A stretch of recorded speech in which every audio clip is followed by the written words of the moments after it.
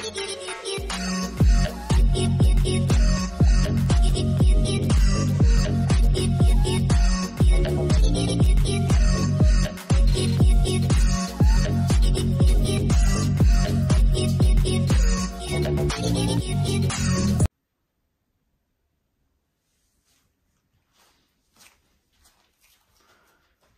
वालेकुम प्यारे दोस्तों, क्या हाल चाल है? आप सब कैसे हैं? उम्मीद करता हूं कि आप सब खैरियत से होंगे।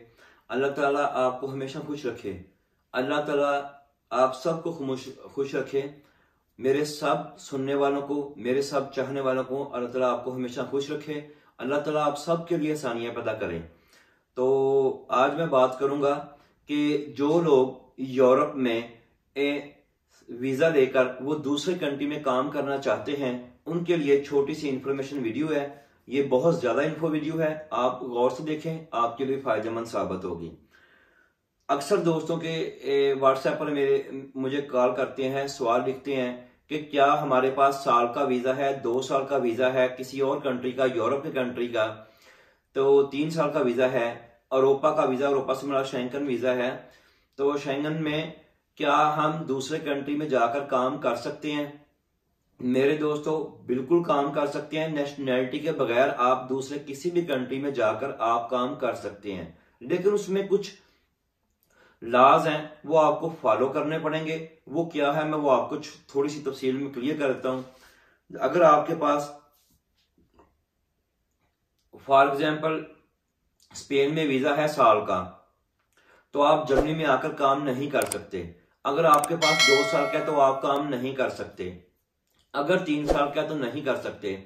आपको अपने कंट्री से साल के प्रोसीजर के बाद 2 साल का, 3 साल का, 5 साल का वीजा लेकर आपको फॉरएवर, और जिसे खुला वीजा कहते हैं और पंजाबी में कहते हैं पक्का वीजा, अगर ਤੁਹਾਡੇ ਕੋਲ पक्का वीजा है, खुला वीजा है, तो फिर तुसी यूरोप के किसी भी कंट्री के जाके काम कर सकते हो।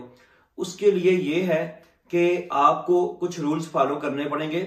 जब आपने खुला वीजा लेना है, फॉर एवर वीजा लेना है आपने, जिसे जर्मनी में उम्र कहते हैं, अगर आपने वो वीजा लेना है तो जब आपने अपने कंट्री में उसका अंदराज करना है, तो अंदराज के वक्त आपने उसमें एक फॉर्म में एक खाना फिल करना है कि हाँ, मुझे सिर्फ स्पेन का कार्ड नहीं चाहिए, मुझे पूरे यूरोप का कार्ड चाहिए। एक बात याद रखें, ये क्लियर याद कर लें कि जैसे लाइसेंस होता है कि अपने कंट्री के लिए लाइसेंस और होता है, और जब आप किसी दूसरे कंट्री में जाते हैं तो आपने एक इंटरनेशनल लाइसेंस एक्स्ट्रा बनवा कर लेके जाना होता है साथ। फिर आपको इजाजत होती है कि किसी भी कंट्री में जाकर आप लीगल तौर से गाड़ी चला सकते हैं।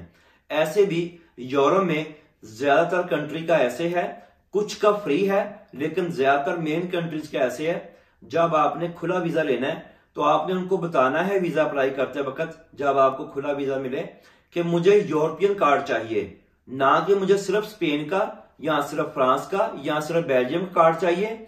मुझे खुला वीजा चाहिए और मुझे चाहिए यूरोपियन कार्ड। जब आपके पास यूरोपियन कार्ड होगा तो आप किसी भी कंट्री में जाकर, वो यूरोप का कार्ड जो बनता है वो एक अलग तरह का कार्ड होता है, वो यूरोपियन कानून के मुताबिक बनता है। जाहिर बात है, आपको पता है कि पूरे यूरोप के कानून एक हैं, जो मेन इंटरनेशनल लॉज हैं वो एक हैं, बाकी हर मुल्क के अपने भी कुछ कायदे कानून हैं, उनमें इंटरफेरेंस नहीं है।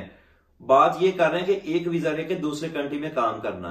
जब आप खुला वीजा लें, उस टाइम आपने बड़े गौर से उस फॉर्म में टिक करना है, उस फॉर्म में वो खाना फिल करना है। जब आप अंदराज करें कि मुझे यूरोप के लिए कार्ड चाहिए, तो जब आप यूरोप के लिए कार्ड अप्लाई करेंगे वो मिल जाएगा। फिर आप किसी भी कंट्री में जाकर आपने जॉब ढूंढनी है, तो फिर आपने ऐसा करना है कि उधर जॉब करनी है, लेकिन टैक्स आपका 2 जगह जाएगा।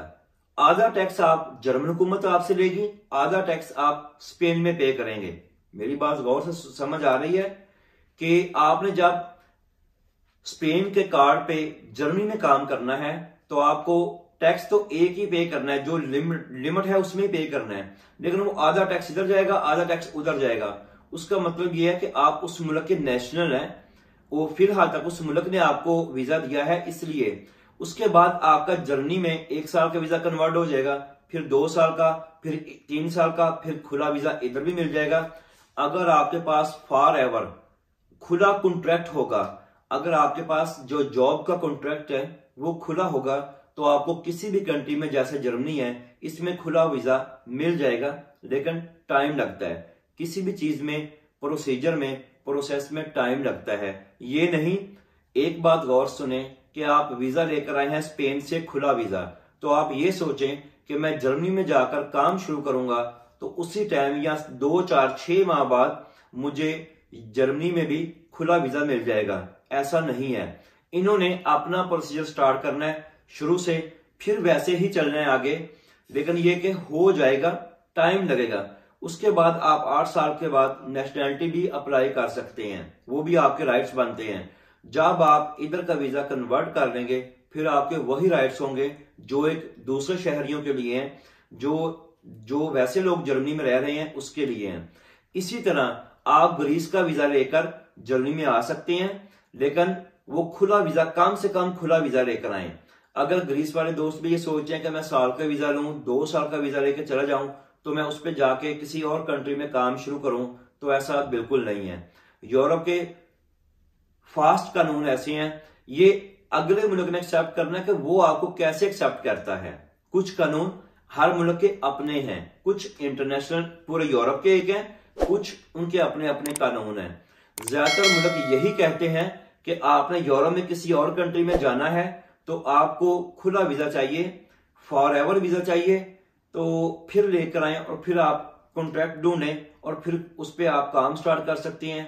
फिर आपका कुछ देर तो टैक्स उधर भी जाएगा, इधर भी जाएगा। उसके बाद जब जर्मनी में वीजा कन्वर्ट हो जाएगा, फिर आप जर्मनी में टैक्स सारा पे करेंगे, फिर आपको इधर की फैसिलिटी सारी मिलेंगी, और साथ जो हेल्थ कार्ड है वो 100 जो जब आप काम करेंगे तो आपके लिए हेल्थ पूरी फ्री हो जाएगी। ये बात याद रखें। और आज इस काम पे तो इतना ही था। बाकी इंशाल्लाह किसी और वीडियो में किसी और टॉपिक पे बात करेंगे।